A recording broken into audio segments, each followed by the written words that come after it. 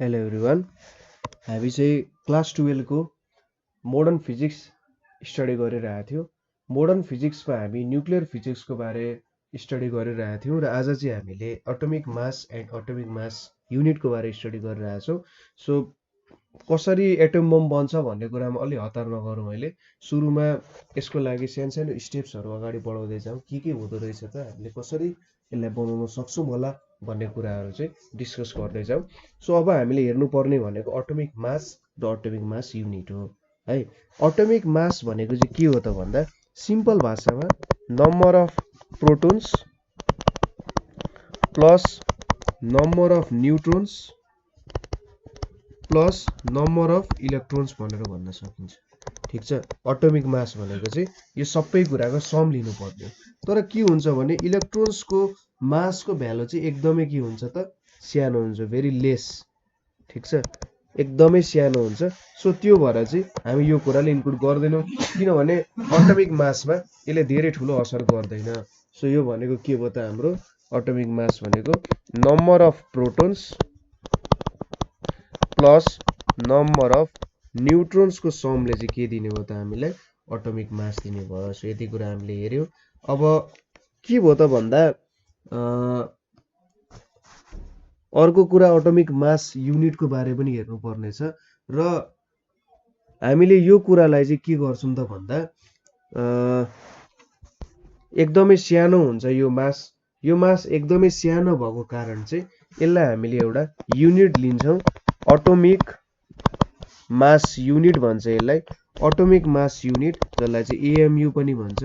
So amu को टर्म्समा express गर्छौँ, किनभने भ्यालु एकदमै सानो छ र अलिकति यसलाई एक्सप्रेस गर्न सजिलो होस् भनेर चाहिँ के गर्छौँ त, एटोमिक मास युनिट एएमयु अर यसलाई चाहिँ यु मात्रै भनेर पनि लेखिने गरिन्छ। ठिक छ, अब साइन्टिस्टहरूले चाहिँ के गरे त भन्दाखेरि के कुरालाई चाहिँ मेरो मासको युनिट लिँदा सजिलो हुन्छ होला त, के कुरालाई चाहिँ मैले चाहिँ युनिटको रूपमा लिएँ। युनिट भनेको त सपोज 1 हुन्छ नि होइन, के कुरालाई चाहिँ मैले 1 को रूपमा लिएँ भने सजिलो होला त भनेर खोज्दै जाँदाखेरि एउटा कार्बनको एउटा आइजोटोपलाई चाहिँ तिनीहरूले लिन पुग्यो होला। कार्बनको आइजोटोप नै हो। अब कार्बनको आइजोटोप कुन चाहिँले लिन पुग्यो त भन्दाखेरि जसको एटोमिक मास 12 छ र एटोमिक नम्बर 6 छ। सो कार्बन C612 लाई चाहिँ के गर्न पुगे त, एटोमिक मास युनिटको रूपमा लिन पुगे। र 1 AMU लाई कसरी डिफाइन गरे भन्दा त, 1 AMU भनेको चाहिँ के हो त, 1/12 of mass of 6C12 atom. So एउटा एटोमको मासको युनिट भनेको 1 एटोमिक मास युनिट भनेको चाहिँ के भयो त, 1/12 of the mass of C612 एटोमलाई चाहिँ के गरे त, एक एटोमिक मासको रूपमा लिन पुगे होइन। यो एक्युरेटली लगभग तपाईँले क्यालकुलेट गर्नुभयो भने लगभग यसको मास चाहिँ कति आउँछ त, 1 आउँछ। ठिक छ, लगभग मास कति आउँछ त, 1 आउँछ। सो यसलाई चाहिँ 1 एटोमिक मास युनिटको रूपमा चाहिँ यसलाई रिप्रेजेन्ट गरे।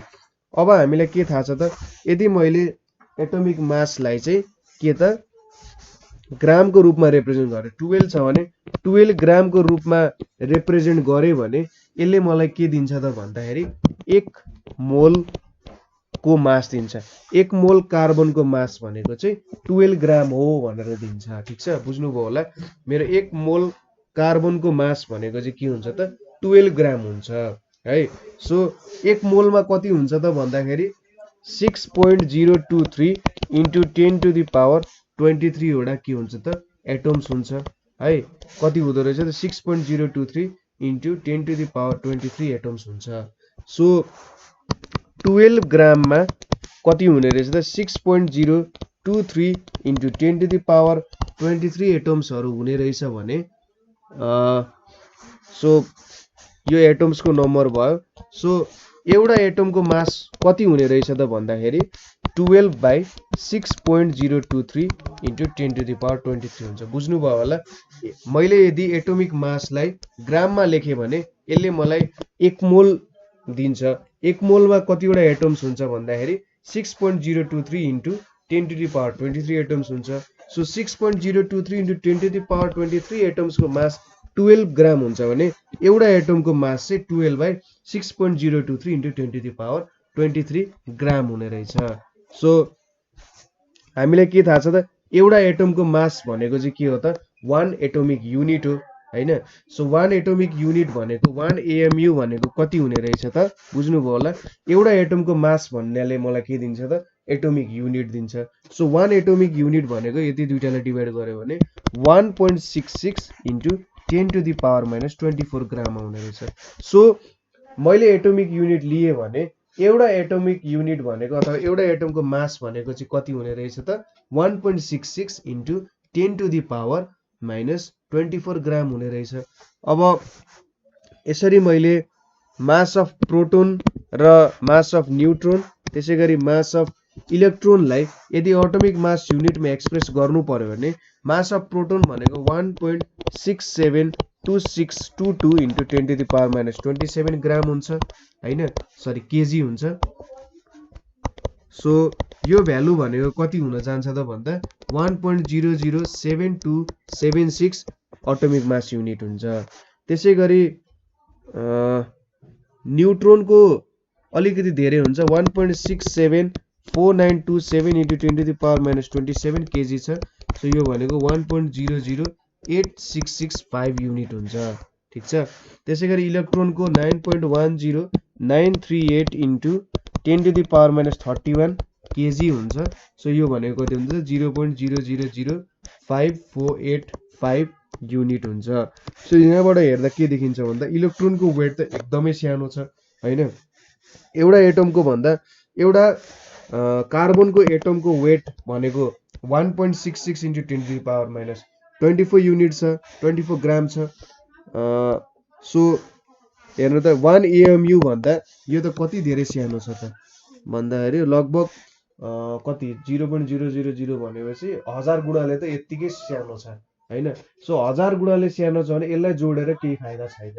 सो त्यो भएर चाहिँ हामीले जेनरली 1 एटोमिक मास युनिटमा के हुन्छ सरी मास क्यालकुलेट गर्दा इलेक्ट्रोनलाई जोडेर आउँदैन। सो बुझ्नु भयो होला 1 एटोमिक मास युनिट भनेको के हो त 1/12 अफ मास अफ C612 कार्बनको आइजोटोपको मास हो हैन C612। अब हामीले एटोमिक मासलाई ग्राममा एक्सप्रेस गर्यौं भने त्यसले के हुन्छ त 1 मोलको भ्यालु दिन्छ मलाई। सो 1 मोल भनेको चाहिँ कति हुन्छ त भन्दा 12 ग्राम हुन्छ कार्बनको र 1 मोलमा 6.023 10 टु द पावर 23 एटम्स हुन्छ। सो एउटा एटमको वेट भनेको चाहिँ कति हुन्छ त 12/6.023 इन्टु 10 टु द पावर 23 हुने भयो र एउटा एटमको वेटले कति दिन्छ त मलाई 1 एटोमिक युनिट दिन्छ। 1 एटोमिक युनिट भनेको 1.66 into 10 to the power minus 24 हुने भयो। सो एउटा मैले जुन एउटा स्ट्यान्डर्ड युनिट लिए 1 एटोमिक युनिट भनेको यति हुने रहेछ भ्यालु र मैले mass of proton mass of neutron र मास अफ इलेक्ट्रोन यो अनुसार एक्सप्रेस गरे है। अब यहाँनेरि हामीले टाइप्स अफ न्युक्लियाई भनेर हेर्नुपर्छ। टाइप्स अफ न्युक्लियाई के हुन्छ त भन्ने कुराहरू हामी यहाँ हेर्छौँ।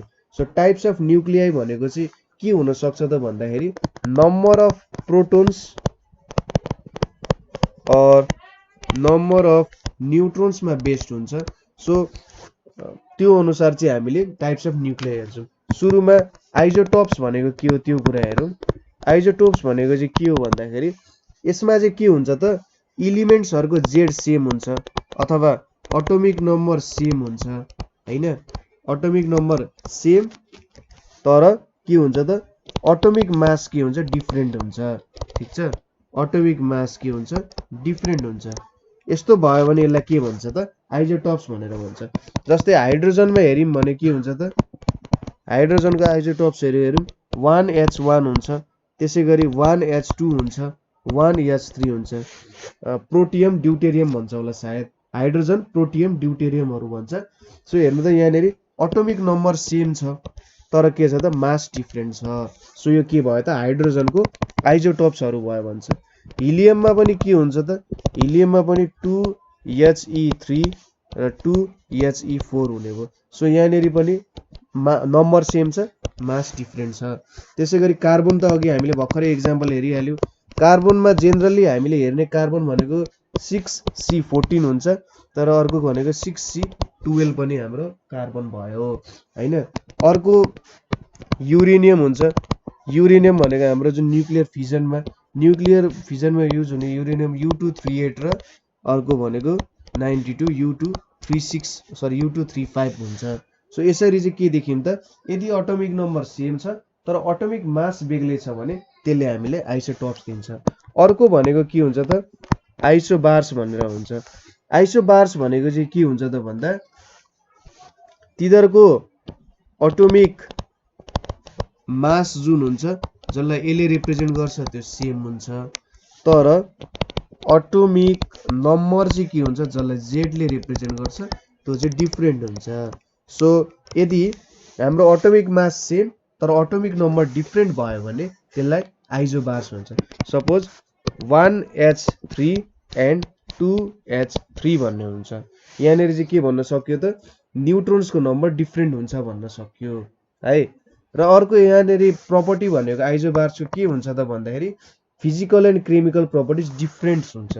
यसको र यसको फिजिकल र केमिकल प्रपर्टिज डिफरेन्ट हुन्छ, ठिक छ। त्यसै गरी अर्को भनेको हाम्रो 7N14 एन्ड 6C14 हेर्नु त, एटोमिक मास सेम छ, एटोमिक नम्बर डिफरेन्ट छ। सरी यहाँनिर हिलियम हो, मैले हाइड्रोजन लेखेको छु। सो यहाँनिर के भयो त, एटोमिक मास सेम भयो, एटोमिक नम्बर डिफरेन्ट भयो। त्यसै गरी हामीले अक्सिजन र नाइट्रोजनको हेऱ्यौँ भने अक्सिजन 16 एन्ड यहाँ नाइट्रोजन 16 र 7। सो यहाँनिर हेर्नु त एटोमिक नम्बर डिफरेन्ट छ, एटोमिक मास सेम छ।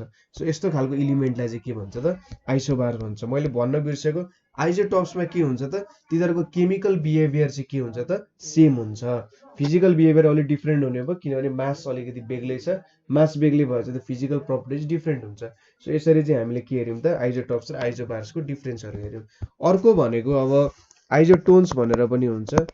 आइसोटोन्स भनेको चाहिँ के हो त भन्दा यदि न्युट्रोनको नम्बर सेम छ, न्युट्रोनको नम्बर सेम छ भने त्यो भनेको चाहिँ के हुन्छ त, आइसोटोन्स भनेर हुन्छ। Suppose 2He4 and 1H3। So यहाँनिर न्युट्रोन्सको नम्बर 2 छ, यहाँनिर पनि न्युट्रोन्सको नम्बर 2 छ। सो यो भनेको के भयो त, आइसोटोन्स भयो। त्यसै गरी 1H2 एन्ड 2He3 भनेको यहाँनिर न्युट्रोनको नम्बर 1 छ, यहाँनिर पनि न्युट्रोनको नम्बर 1 छ। सो यो पनि एउटा आइसोटोन भयो।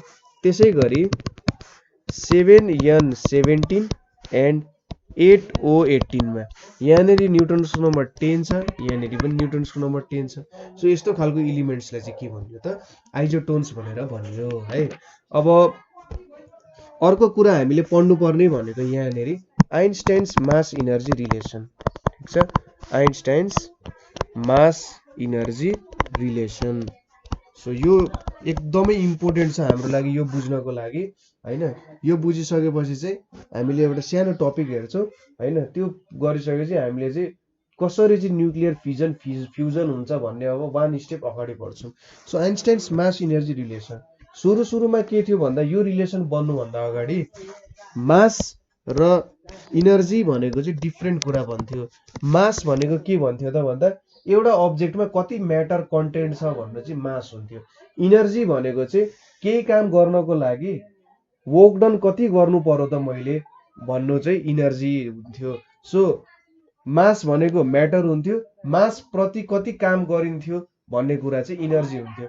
र इनर्जी भनेको चाहिँ अर्कै एउटा छुट्टै कुरा हो, यो फिजिकल कुरा होइन, फिजिकल अब्जेक्ट होइन भन्ने टाइपको कुरा थियो हैन।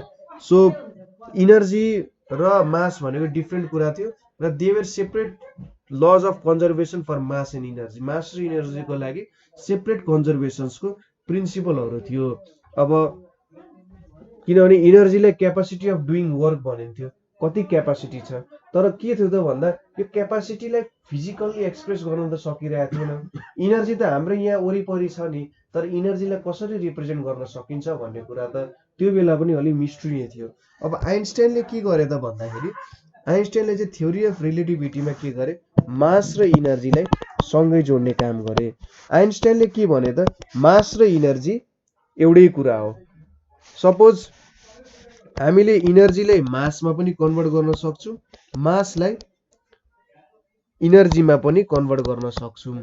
सो यदि हामीले इनर्जीलाई चिस्यायौँ अथवा कुल डाउन गर्यौँ भने त्यो मास हुन्छ र मासलाई हामीले हिट गर्यौं अथवा कुनै तरिकाले यसलाई बर्न गर्यौं अथवा के गरौँ भने यो चाहिँ इनर्जीको रूपमा कन्भर्ट हुन्छ।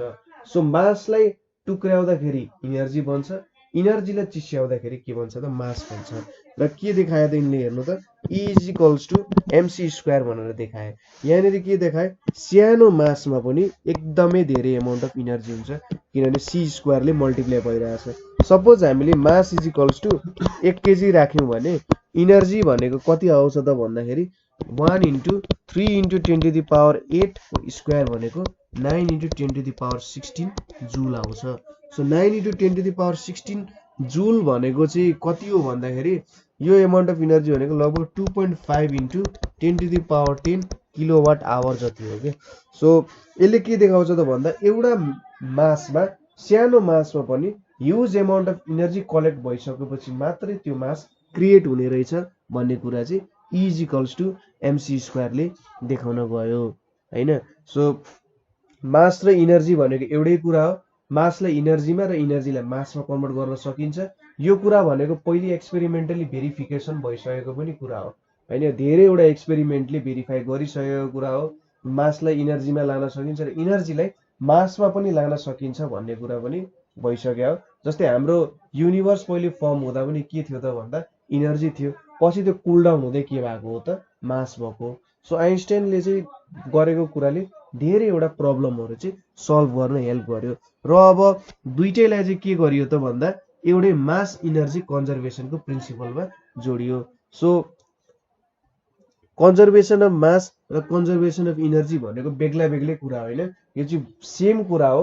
एउटालाई भन्ने तरिका मात्रै डिफ्रेन्ट हो तर हामी चाहिँ सेम कुरा गरिरहेछौँ भनेर चाहिँ आइन्स्टाइनले भने। सो हाम्रो E is equals to mc square भनेको चाहिँ एकदमै इम्पोर्टेन्ट छ। यसलाई फिजिक्सको one of the most important relation भनेर पनि भनिन्छ अहिलेसम्म। फिजिक्सको दुनियाँलाई र लगभग पुरै दुनियाँलाई चेन्ज गर्ने एउटा खतरा इक्वेसन पनि हो यो। अब यति पढिसकेपछि मैले यो किन पढाएँ भन्दा यहाँ atomic mass unit in terms of energy हेर्नुपर्ने छ हामीले, ठिक छ, इन टर्म्स अफ इनर्जी हेर्नुपर्ने छ।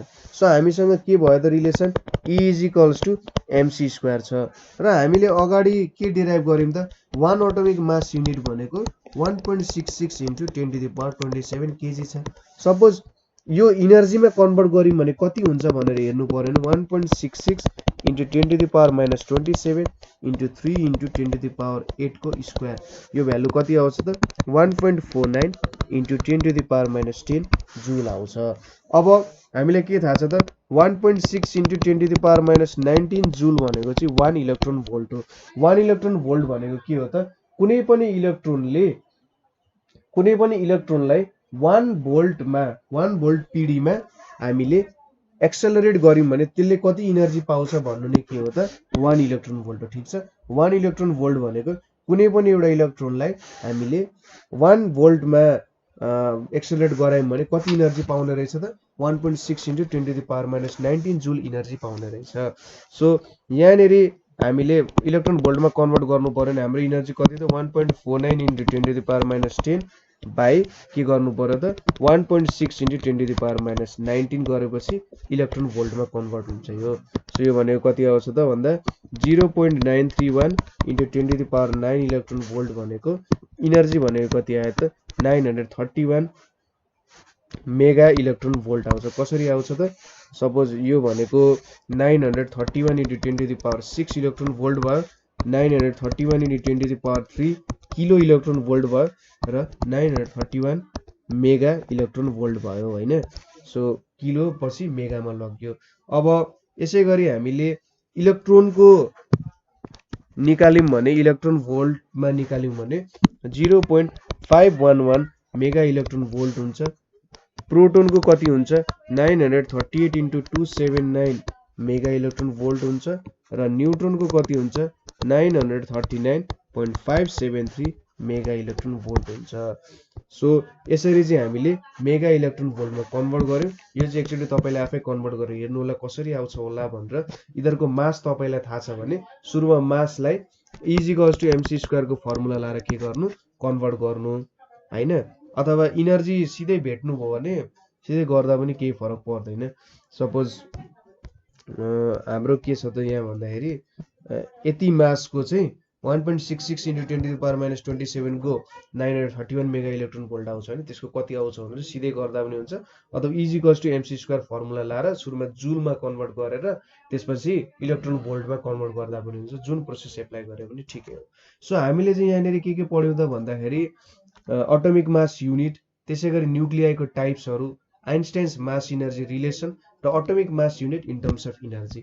सो तपाईँले यहाँनिर मेन इम्पोर्टेन्ट कुरा बुझ्नुपर्ने भनेको atomic mass unit in terms of इनर्जीको कुरा चाहिँ मजाले बुझ्नुपर्छ।